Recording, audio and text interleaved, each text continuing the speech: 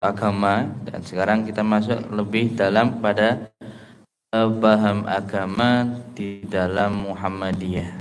Sudah siap nggih? Siap. Bismillah. Mugi-mugi menjadi barokah untuk kita dalam salah satu ibadah untuk menuntut ilmu. Oke, kita mulai untuk materi yang ketiga, paham agama dalam Muhammadiyah, kepada Ustaz Lukman Hakim. Kami persilakan Ustaz.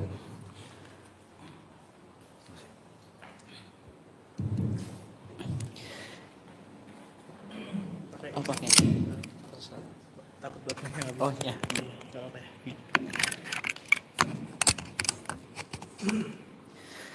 Oke, Bapak dan Ibu sekalian dimuliakan Allah, kita insya Allah masuk pada materi yang ketiga. Tapi sebelumnya kira-kira sudah ngeh atau enggak? Tarjih itu apa gitu? Sudah ya? Insya Allah, pokoknya harus yakin gitu.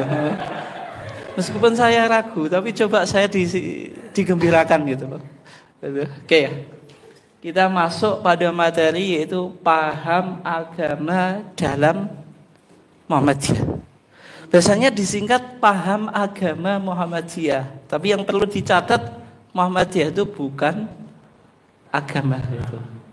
Bukan ada suatu pulau ya. Alhamdulillah semua yang ada di sini NU. Yang lainnya itu bukan semacam itu. Maksudnya Muhammadiyah itu bukan agama. Maksudnya maksud paham agama Muhammadiyah itu paham agama dalam Muhammadiyah. Bagaimana Muhammadiyah itu memahami apa? Agama. Bapak dan Ibu sekalian yang dimuliakan Allah, agama dalam bahasa Arab disebut ad-din. Disebut apa? Ad-din. Dinun walakum dinukum waliyadin gitu. Atau the religion gitu. Ad-din secara lugatan, secara etimologi maknanya banyak.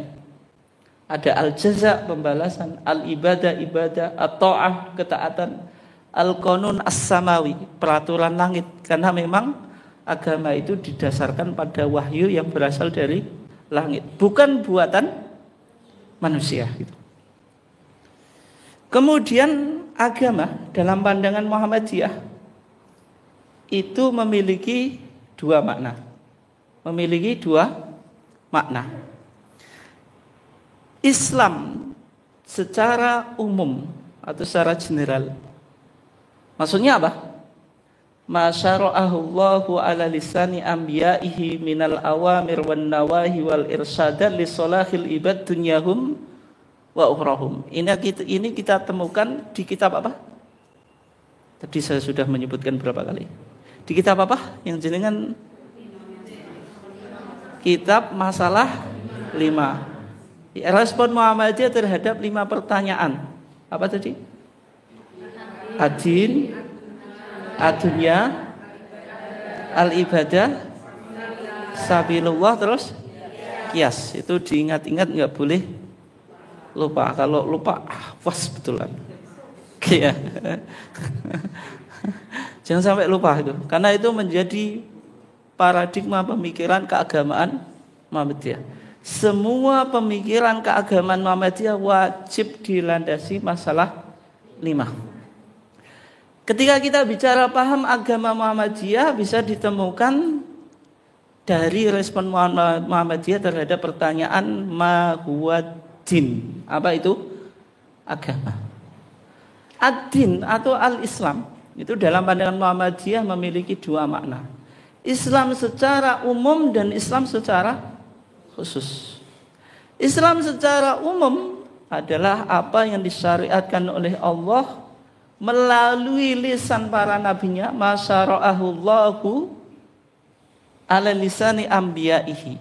Sehingga kesimpulan Muhammadiyah, semua nabi dari Nabi Adam sampai khatamul anbiya wal mursalin itu agamanya Islam. Ya atau enggak? Buktinya apa? Dari Al-Quran. Doa iftitah atau yang disebut dengan tawajuh yang jenengan hafal sesuai background jenengan dulunya. Apa itu? Yuk, malah jadi malu-malu, nggak mau menampakkan aslinya gitu. Apa? Hah? Wajah tuh wajhiya lilladzi fataras samawati wal arda hanifan muslima wa ma ana minal musyrikin la syarika lahu wa bidzalika umirtu wa ana apa? Tapi ayatnya wa ana awwalul muslimin. Yang bilang wa ana awwalul muslimin itu siapa?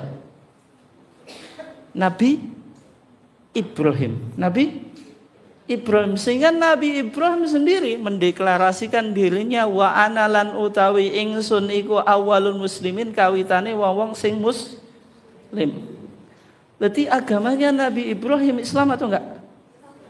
Islam. Sehingga dalam pandangan Muhammadiyah, Islam itu memiliki dua makna. Makna secara umum yaitu Islam yang dibawa oleh semua para nabi, dan semua para nabi mengajarkan ketauhidan. Dasarnya apa? Walaqad ba'atsna fi kulli ummatin rasulan an ibudullaha wajtanibut taghut. Itu. Sungguh kami telah mengutus di setiap umat apa? Rasulan, seorang apa? Rasul. Membawa misi apa? An ibudullah. Misi ketauhidan. Wajtanibut taghut, memberantas kesyirikan. Itu ya. Sehingga semua nabi dan rasul mengajarkan nilai ketauhidan. Agamanya semuanya apa? Islam. Tapi Islam secara khusus itu Islam yang dibawa oleh Nabi Muhammad. Jadi kalau kita bicara Islam secara khusus, yaitu Islam yang dibawa oleh Khatamul Anbiya wal Mursalin, yaitu Nabi Yuna Muhammad sallallahu alaihi wasallam. Apa itu? Ma anzalahu Allahu fil Qur'an. Apa yang diturunkan oleh Allah dalam Al-Qur'an. Wa ma ja'at bihi as-sunnatu as-sahihah, dan apa yang berdasarkan pada sunnah sahihah atau makbulah. Ini yang menjadi apa? Tadi apa? Sumber ajaran Islam. Isinya 3. Minal awamir wan nawahi wal irsyadat. Perintah, larangan, terus apa? Petunjuk. Ini isi agama. Orang beragama itu kan kalau nggak lakukan ya tinggalkan. Oh nanti jam 12. Itu perintah atau larangan? Perintah, suruh apa? Sholat. Kemudian oh ini kok ada HP bagus, boleh nggak saya ambil? Masukkan saku. Nggak boleh karena agama melarang mencuri. Orang beragama kalau nggak if'al, lakukan, ya la taf'al, jangan kau lakukan. Tapi ada irsyadat, agama ada petunjuk. Tujuan agama apa? Lisolahil ibad dunyahum wa ukhrahum, untuk merealisasikan kemaslahatan di dunia dan di akhirat. Ini kalau kita dalami betul-betul Pak Bu, itu 1 jam nggak cukup. Karena kita hanya mengenalkan kulit-kulit saja. Itu paling nggak jenengan tahu. Oh, kalau kita bicara agama, petanya ditarjih itu di kitab apa tadi? Masalah 5. Masalah apa? Masalah 5. Paling nggak jenengan tahu ya. Masalahnya cuma 5 Pak, nggak kayak masalahnya jenengan banyak sekali itu. Oleh sebab itu wajib hafal itu. Kalau masalahnya jenengan itu nggak usah dihafalin, dilupakan sajalah itu. Nanti bikin pusing gitu. Oke. Nah, sumber ajaran agama dalam pandangan Muhammadiyah, yang pertama Al-Quran, yang kedua Al-Hadis As-Syarif atau apa? As-Sunnah Makbulah. Dan ini jargon Muhammadiyah sejak awal. Muhammadiyah itu kan gerakan pembaruan. Ciri dari gerakan pembaruan itu aruju ilal Quran Sunnah, membawa jargon back to the Quran and Sunnah, dan tidak berafiliasi kepada mazhab tertentu itu. Nah sekarang kalau dalam definisi agama tadi, yang disebut sumber agama itu Al-Quran, yang kedua As-Sunnah Al-Makbulah. Tadi sudah kita singgung ya, sekarang kita coba dalami. Yang dimaksud sunnah makbulah itu apa? Makbulah itu yang diterima, ada ijab, ada qabul. Dalam jual beli kan ada ijab kabul. Kalau kabul itu berarti diterima gitu. Maksudnya diterima sebagai sumber ajaran agama atau sumber hukum. Sunnah itu ada 3. Sunnah itu ucapan Nabi ini yang disebut apa? Sunnah qauliyah. Nabi bilang, "Shollu kama ra'aitumuni usolli." Sunnah apa? Qauliyah. Innamal a'malu binniyat. Sunnah apa? Qauliyah. Yang kedua, as-sunnah al-fi'liyah. Apa yang menjadi perbuatannya Nabi. Ketika Nabi takbiratul ihram saat sholat, itu kan sunnah mengangkat tangan. Mengangkat tangannya misalnya Nabi kadang hadwal mangkibain, sejajar dengan pundak atau bahu. Hiyal udhunain, sejajar dengan telinga. Tapi kalau di tarjih itu sebenarnya sejajar dengan telinga. Kalau di Bojonegoro, Pak, nggak tahu kalau di sini. Mayoritas warga Muhammadiyah itu kalau takbir segini. Tapi kalau di HPT sebenarnya sejajar dengan apa? Telinga. Nggak tahu kalau di Jombang itu. Campur ya. Yang di sini itu sebenarnya saat cocoknya itu Muhammadiyah menempuh itu, Pak. Menempuh tanawwu fil ibadah. Sini boleh, sini boleh. Tapi sayang ya, HPT jilid 1 maupun HPT jilid 3 itu sejajar dengan telinga. Kan kalau menempuh tanawwu fil ibadah, sini boleh, ini boleh kan lebih enak gitu. Tapi putusan tarjih belum ke sana, itu ya. Nah, ketika Nabi takbiratul ihram mengangkat tangan, itu berarti sunnah fi'liyah. Pokoknya Nabi mempraktekkan sholat. Yang ketiga, itu ada as-sunnah takririyah. Ketetapan apa? Nabi. Atau persetujuan Nabi. Maksudnya apa? Nabi ketika melihat sahabat melakukan perbuatan, itu mengiyakan atau mendiamkan. Ada hewan, Pak, namanya adzab. Dzab itu apa? Kadal padang pasir. Khalid Ibnul Walid di hadis Bulughul Maram, hadis Ibnu Abbas itu. Ukila adzabbu ala ma'idati Rasulillah. Dzab itu pernah dimakan di meja hidangannya Rasulullah. Khalid Ibnul Walid ketika menawarkan dzab atau kadal padang pasir kepada Nabi, Nabi itu menolak, nggak mau makan. Innahu laisa bi'ardi qaumi. Dzab itu nggak biasa dikonsumsi oleh penduduk Madinah. Tapi Nabi membiarkan Khalid Ibnul Walid makan dzab. Berarti dzab halal atau haram?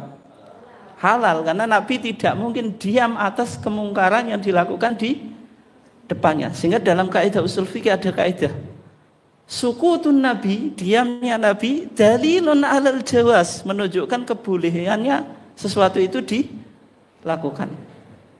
Tapi kalau diamnya jenengan, Bu, itu menunjukkan apa, Bu? Diam 1000 kata, penuh misteri gitu. Ini diam setuju atau diam ngambek gitu. Gitu. Itu ya. Tapi kalau diamnya Nabi itu menunjukkan apa? Bolehnya sesuatu. Kiai Jawa, Pak, menerjemahkan dzab itu seliro. Seliro itu apa? Nyabi atau buaya. Tapi kok nyabi atau biawak gitu, bukan buaya ya. Tapi kalau terjemah ini tetap dipahami seliro, Pak, itu yang masalah. Kenapa? Karena sekarang biawak atau nyabi itu sudah dimakan ya. Zaman semakin modern, manusia semakin apa? Menyukai kuliner ekstrim. Basa Jawa ini semakin geragas gitu. Di masa Kiai Jawa dulu, Pak, kenapa dzab diterjemahkan seliro atau nyabi? Karena dianggap kadal padang pasir itu mendekati biawak, tapi sebenarnya beda, hanya kontekstualisasi, Pak. Dulu kan belum ada internet, mau searching dzab kadal pasir ya nggak ada, sehingga ya diterjemahkan cari binatang yang mendekati. Kayak dulu Kiai Jawa itu menerjemahkan pohon kurma itu ya kelapa gitu. Dulu, tapi itu kalau zaman sekarang bisa jadi sudah tidak relevan. Coba kalau dzab diterjemahkan biawak, Pak. Oh, kuliner biawak lah semakin mendapatkan legitimasi kan itu. Padahal biawak itu hukumnya haram. Tapi kalau dhab apa? Halal. Itu sunnah apa? Sunnah takririyah, ketetapan Nabi gitu. Berarti sunnah ada 3, qauliyah, fi'liyah, takririyah. Dari 3 sunnah ini yang bisa dijadikan sumber itu makbulah, yang memenuhi kriteria hadis sahih dan hasan. Gitu ya. Oke, sekarang hadis dhaif di Muhammadiyah boleh dipakai atau enggak? Jawabannya tidak boleh. Hadis dhaif tidak bisa apa? Dipakai. Minimal statusnya sahih atau hasan. Ada 5 syarat hadis sahih. Jenengan ngeluh rapopo tak beno ngeluh ya. Kan semakin saya ngasih informasi banyak semakin pusing gitu. Ya kan? Kriteria hadis sahih itu ada 5. Yang pertama ittisalus sanad, sanadnya bersambung. Yang kedua adalah turwat, perawinya dia punya integritas moral yang baik gitu. Yang ketiga dhabtur ruwat, dzabit gitu. Dia punya kecerdasan intelektual. Kalau kecerdasan intelektualnya itu sempurna, itu hadis sahih. Tapi kalau kurang sempurna, tapi masih 50 ke atas, itu kalau kita buat presentasi ya, itu disebut hasan. 50 sampai 75. Tapi di ilmu hadis nggak ada kayak gini Pak. Ini untuk mendekatkan saja. Tapi kalau 75 sampai 100 itu sahih. Itu ya. Tapi kalau 50 ke atas itu dhaif. Jadi bedanya hasan dengan sahih hanya pada apa? Kedhabitan, akurasi, kecerdasan intelektual seorang perawi itu saja. Yang ketiga, keempat itu tidak anomali. Anomali itu apa Pak Bu? Anomali apa? Syad. Apa? Anomali itu menyelisih, nyeleneh bahasa Jawane. Maksudnya apa? Seorang perawi yang kredibel, dia meriwayatkan sesuatu yang menyalahi perawi yang lebih kredibel. Kalau di Muhammadiyah ya contohnya ya. Yang syad itu, contoh syad ya. Contoh syad itu yaitu ini, ketika tasyahud itu digerak-gerakkan atau tidak itu.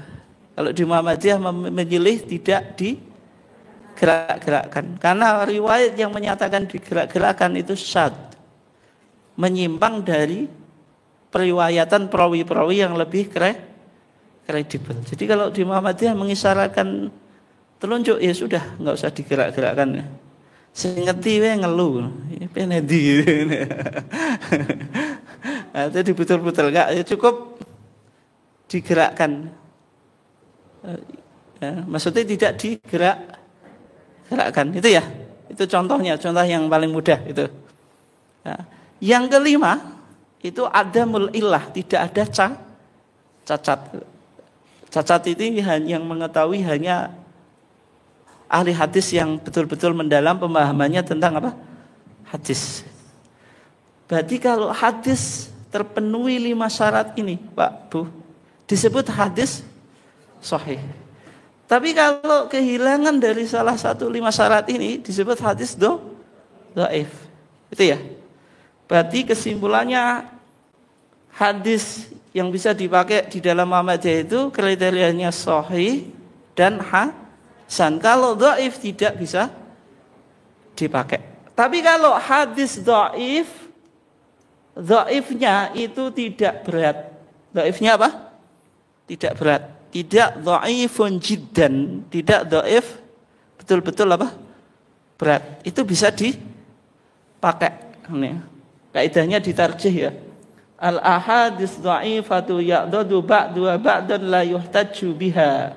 Hadis-hadis dhaif yang satu saling menguatkan itu tidak bisa dijadikan hujjah, tapi dikecualikan illa ma'a kasrati turuqiha. Ada riwayat yang banyak. Wa fiha qarinatun tadullu ala thubuti asliha. Ada indikator hadis ini berasal dari Rasulullah, bukan dari sahabat. Terus apa? Walam tu'aridil Qur'ana wal hadisa as-sahih. Tidak kontradiksi dengan Quran dan hadis yang sahih. Ini bisa dipakai. Contohnya, Pak Bu, ada sholat idin. Sholat idin itu Idul Fitri dan Idul Adha. Yang menjadi identitas sholat id itu apa, Pak Bu? Sholat id itu 2 rakaat. Terus ada takbir. Takbir apa? Disebut takbir zawaid tambahan. Jumlahnya berapa? 75. Maksudnya jumlahnya 12. 7 di rakaat pertama, 5 di rakaat yang kedua. Tapi hadis-hadisnya itu, Pak, dhaif semuanya. Hadis yang menjelaskan takbir zawaid. Sehingga Majelis Tarjih Jawa Barat itu enggak mau menerima putusan tarjih yang berkaitan dengan takbir zawaid. Sehingga di Jawa Barat sana, tapi sekarang sudah mengalami banyak perubahan. Dulu 1973-an, 1976-an dan seterusnya. Itu sekarang sudah banyak berubah. Itu sholat id itu tanpa takbir zawaid karena dianggap hadisnya itu dhaif dan bertentangan dengan rumusan agama di Muhammadiyah. Itu apa? Sumber agama itu Quran, yang kedua as-sunnah as-sahihah. Karena dipahami maksud hadis yang bisa dipakai itu hanya hadis sahih, hasan tidak boleh dipakai. Sehingga di Jawa Barat saya sholat id tanpa takbir zawaid. Kalau jenengan Pak Bu, di sini dipraktikkan sholat id tanpa takbir zawaid, jenengan merasakan rasanya kayak apa? Aneh. Itu saja. Kayak rasa sholat apa? Subuh kesiangan atau apa? Sholat duha, sholat duha berjamaah. Kan nggak ada atmosfer id gitu. Nah, padahal putusan Garut 1976 di sana dikatakan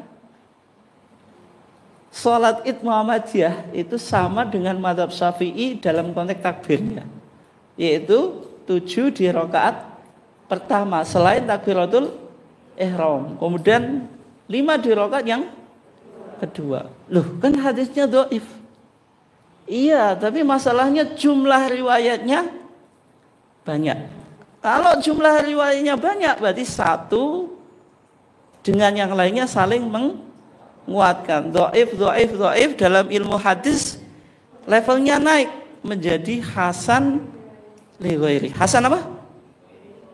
Li ghairi.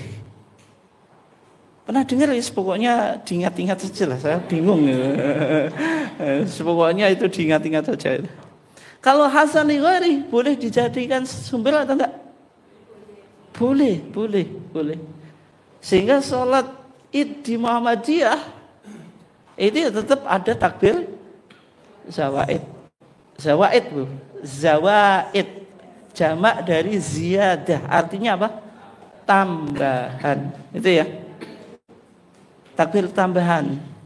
Oke. Apalagi ini kan sudah menjadi politik identitas. Sejak kecil kita sholat id itu ya pasti ada takbir zawaidnya. Oke ya. Sehingga kesimpulannya kalau hadis itu dhaif, bisa levelnya itu naik ke hasan, itu bisa dipakai gitu. Tapi kalau tidak bisa, ya berarti tidak bisa dipakai. Jelas atau enggak? Jelas ya? Oke. Sekarang kita bicara 4 dimensi ajaran agama Islam gitu. Di dalam MKCHM. MKCHM itu apa? Yuk, M-nya apa? Apa? Kalau bisa langsung pulang. Oh, jangan. Oh. M-nya matan, keyakinan dan cita-cita hidup Muhammadiyah. Ada 4 dimensi ajaran agama Islam. Yang pertama akidah, yang kedua akhlak, yang ketiga ibadah, yang keempat muamalat dunyawiyah. Sehingga Muhammadiyah ketika melihat sesuatu itu dipetakan. Ini masuk akidah, masuk ibadah, masuk akhlak atau muamalat dunyawiyah. Ini penting Pak, supaya kita bisa memetakan sesuatu. Kalau kita pakai baju batik, itu boleh atau enggak Pak? Itu masuk wilayah apa? Muamalat dunyawiyah. Bid'ah atau enggak? Enggak bid'ah itu. Ini kan Maulid Nabi itu masuk apa? Muamalah dunyawiyah, ibadah atau akidah? Hah? Apa Pak? Kalau teman-teman salaf itu memahami ibadah, sehingga ini bisa bid'ah. Tapi kalau Muhammadiyah sebenarnya itu masuk muamalat dunyawiyah, sehingga maulid itu boleh dilakukan. Tapi ketika membawa maslahat. Tapi nggak boleh dengan kita mengadakan maulid berdasarkan perintah Nabi. Itu nggak boleh, itu menjadi bagian dari ibadah. Kalau muamalah dunyawiyah berarti cirinya apa? Nggak ada dalil yang melarang, nggak ada dalil yang memerintah. Boleh dilakukan ketika membawa maslahah. Ketika tidak, ya nggak dikomplain. Makanya nggak pernah ada instruksi PP Muhammadiyah maulidan. Nggak ada tak? Tapi kalau milad kok ada Pak? Muhammadiyah itu nggak mau maulidan, tapi mau milad. Milad itu apa? Ulang tahun. Ulang tahun. Boleh atau enggak? Bukan itu bid'ah. Tidak, karena ini muamalat dunyawiyah. Sehingga fatwa tarjih itu Bapak dan Ibu sekalian, sebelum memutuskan sesuatu itu dipetakan. Ini masuk akidah. Kalau akidah ya tidak boleh mengandung unsur TBCS. Kalau ibadah nggak boleh bid'ah. Harus sesuai dengan tuntunan Nabi tadi, berdasarkan Quran dan Sunnah sahih atau makbulah. Kalau akhlak dasarnya Quran dan Sunnah, karena Nabi bilang innama bu'itsu liutammima makarimal akhlak. Tapi akhlak bisa berkembang, boleh mengadopsi tradisi atau local wisdom selama tidak bertentangan dengan syariat. Kita orang Jawa, saya kalau lewat di depan orang yang sepuh itu kayak gini, nunduk dikit. Monggo, ada dalilnya atau enggak Pak? Enggak ada. Tapi boleh atau enggak kira-kira? Boleh kalau tidak bertahun, tapi nek sampai berangkang itu perlu dikritik Pak itu. Di sebagian pesantren kan gitu Pak. Di beberapa thariqah itu kalau mau mendatangi mursyid itu berangkang dulu itu. Kalau di Muhammadiyah kan enggak sampai.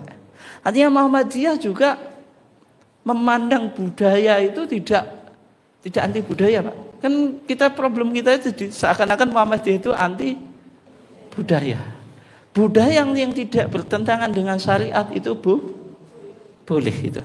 Itu pentingnya kita memetakan 4 dimensi ajaran agama Islam. Kalau muamalah dunyawiyah berarti hukumnya boleh selama tidak bertentangan dengan syariat. Tapi kalau bertentangan ya nggak boleh Pak, ya nggak boleh itu. Ya misalnya, ya kayak di sebagian tempat itu sedekah bumi yang ada sesajennya Pak. Ya tentu nek Muhammadiyah ya nggak mau gitu. Karena kan ada ini masuk wilayah akidah kadang-kadang. Itu ya. Oke. Itu tentang 4 dimensi ajaran agama Islam. Terus yang penting ini, Islam yang diserukan oleh Muhammadiyah itu Islam yang taqaddumi, Islam yang berkemajuan. Kenapa kok Muhammadiyah menggunakan jargon kemajuan? Apakah ini sebagai saingan kalau tetangga sebelah menggunakan Islam Nusantara? Oh, kita sekarang Islam yang berkemajuan saja lah gitu. Ya kan? Nah tadi istilah Islam berkemajuan, Islam at-taqaddumi, itu memang lahir bukan sekedar untuk menciptakan atau menandingi Islam Nusantara, Pak. Karena sudah mengakar dalam pemikiran keagamaan Muhammadiyah, termasuk pada sosok founding fathers-nya, itu Mbah Yai Ahmad Dahlan. Salah satu wasiat Mbah Yai Ahmad Dahlan yang jenengan saya suruh nulis tadi apa? Si Iling tuh gak lali toh. Saya yakin lah lupa. Apa tuh? Dadi yo awakmu kiai sing kemajuan. Lan ojo kesel-kesel anggonmu nyambut gawe kanggo Muhammadiyah. Mbah Yai Ahmad Dahlan sudah berpikir progresif. Mbah Yai Ahmad Dahlan ketika menafsiri Al-Ma'un, dari spirit Al-Ma'un itu lahirlah teologi pembebasan. Muhammadiyah bergerak dalam 3 bidang. Feeding, menyantuni fakir miskin, schooling dunia, pendidikan, healing dunia, kesehatan. Berangkat dari spirit Al-Ma'un. Mbah Yai Ahmad Dahlan ketika mengkaji Al-Quran, itu yang pertama dibaca, kemudian dihafalkan, kemudian ditanyakan, ayat ini berupa perintah atau larangan? Kalau perintah, sudahkah kita melakukan? Kalau larangan, sudahkah kita meninggalkan? Sehingga ketika Mbah Yai Ahmad Dahlan mengajarkan Al-Ma'un itu butuh 3 bulan, Pak. Sampai muridnya Kiai Suja. Siapa Kiai Suja? Jenengan yang ada di Rumah Sakit Muhammadiyah wajib tahu.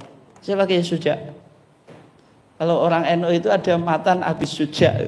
Itu kita fikih, Pak. Kiai Suja ya, Muhammadiyah punya Suja juga.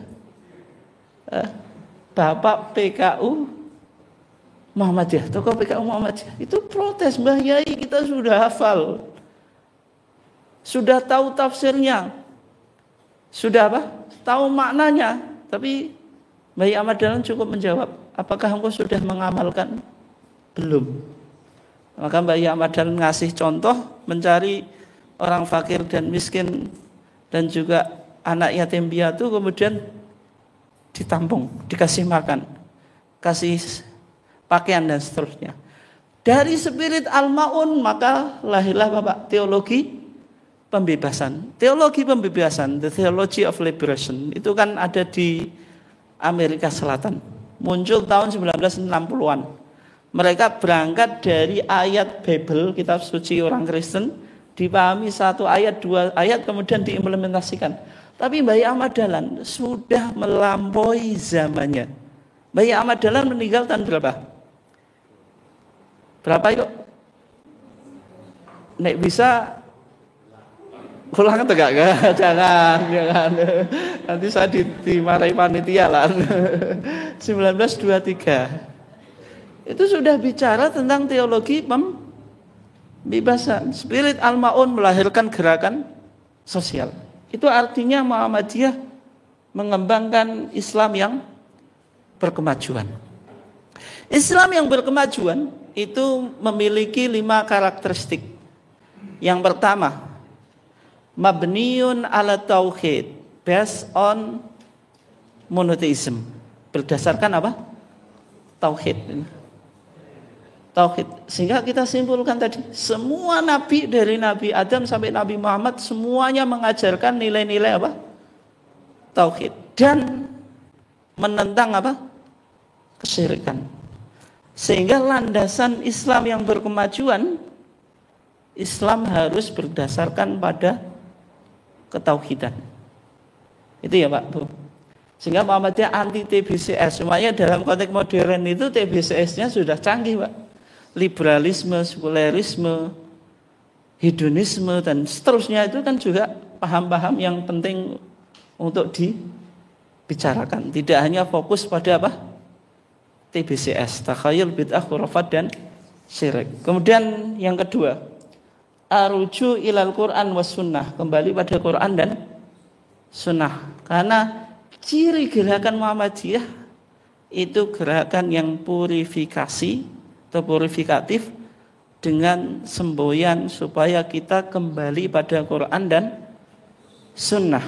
Kembali pada Quran dan sunnah. Kemudian yang ketiga, yang penting ini, ihya'ul ijtihad wa tajdid, menghidupkan semangat ijtihad dan pembaruan.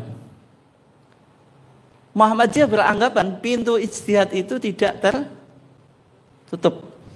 Padahal di masa kemunduran dunia Islam itu diantara sebabnya kan apa? Menganggap pintu ijtihad itu sudah tertutup, sehingga orang harus bertaklid gitu. Di penerangan tentang hal tarjih, Pak, ketika bicara kenapa di Indonesia itu ada pemikiran jumud gitu. Jumud itu stagnan, nggak mau berkembang, nggak mau menerima pemikiran orang lain. Di antaranya apa? Atau fanatik gitu. Dia tidak mau kembali pada Quran dan Sunnah, tetapi apa? Mensakralkan pendapat mazhab dan pendapat seorang ulama. Nek di Jawa opo kiai, opo jere kiai. Pokoknya opo jere kiai gak usah dibantah. Pokoknya derek kiai ya. Derek kiai, Pak. Padahal kiainya punya kepentingan politik. Itu canda nanti dewa, Pak. Tapi kalau di Muhammadiyah tidak, ya derek Al-Qur'an lan Sunnah, itu doktrin Muhammadiyah gitu, derek Quran lan Sunnah gitu. Kadang-kadang juga muncul, Pak, loh kok orang Muhammadiyah amalannya bertentangan dengan kitab kuning? Padahal orang Muhammadiyah ya ora iso maca kitab kuning, Pak. Isone maca kitab putih. Ya karena Muhammadiyah tadi beragama kembali pada Quran dan Sunnah dan juga tidak menutup pintu ijtihad, sehingga modernitas itu bisa direspon. Kalau pintu ijtihad itu tertutup, Pak, maka kita tidak bisa menyelesaikan problem apa, Pak, modernitas. Misalnya di dunia kedokteran itu isu itu semakin berkembang gitu. Dulu tahun 1989 itu pernah dibahas tentang bayi tabung. Bayi tabung itu kan nggak ada dalam Quran dan Sunnah. Itu kan perlu untuk dibahas. Kemudian perkembangan isu-isu medis itu juga luar biasa. Kalau pintu ijtihad itu ditutup, ya tentu kita nggak bisa menyelesaikan problem yang muncul. Sehingga ada kaidah, Pak. Teks itu an-nusus itu mahdudah. Teks itu kan terbatas, Pak. Quran dan Sunnah itu saja. Quran itu harus tetap 30 juz. Enggak boleh zaman semakin edan juznya ditambah jadi 31. Itu enggak boleh, Pak, itu. Tetap 30. Tapi cara memahami Al-Quran ini harus berkembang. Makanya di halaqah tafsir Majlis Tarjih kan ada varian tafsir, tafsir transformatif. Itu dari ayat sederhana melahirkan gerakan pendobrak gitu. Nah, sekretaris Muhammadiyah kan gitu. Bahasanya kan suka bahasa-bahasa gitu, Pak. Yang bisa tadi teologi Al-Ma'un itu kan mendobrak, Pak, yaitu ke arah pembaruan. Oke. Yang selanjutnya ini tanmiyatul wasatiyah, mengembangkan moderasi beragama. Ini penting.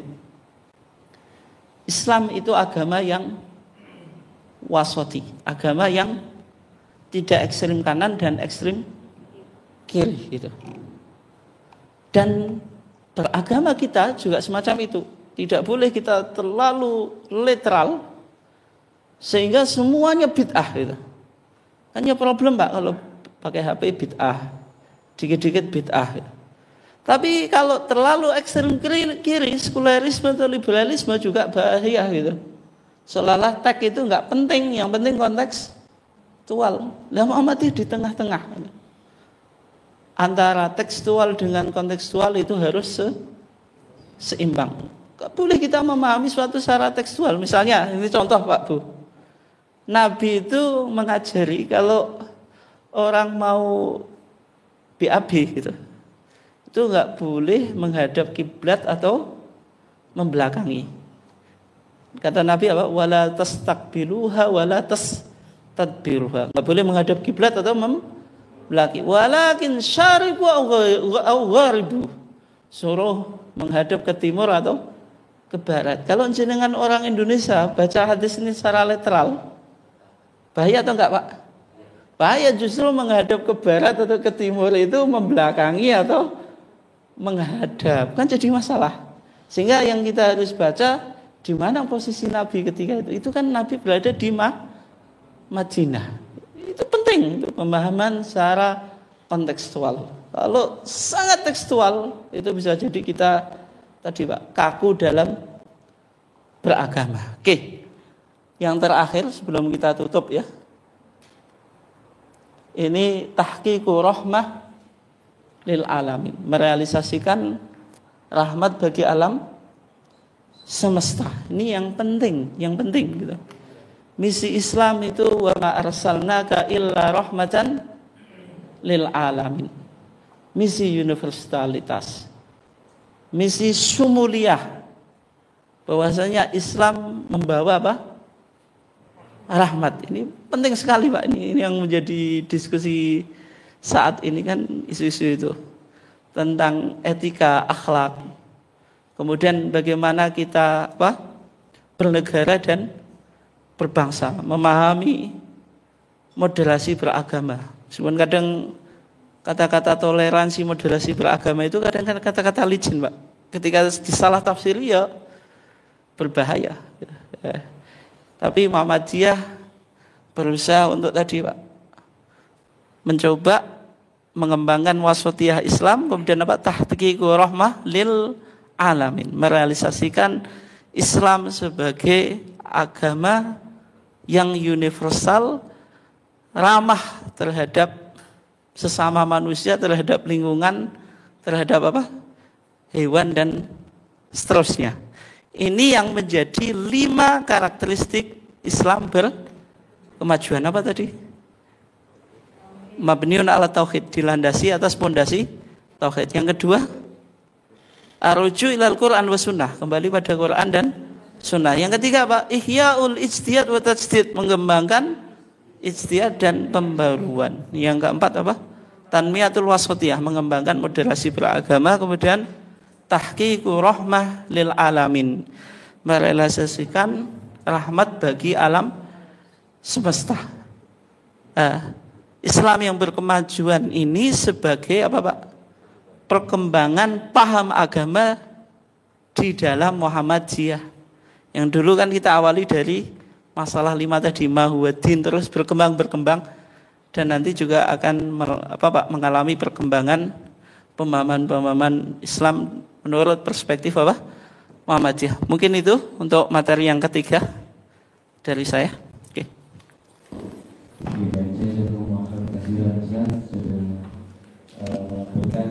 Banyak sekali kepada kita semuanya, khusus pada siang hari ini tentang keterjemahan Muhammadiyah.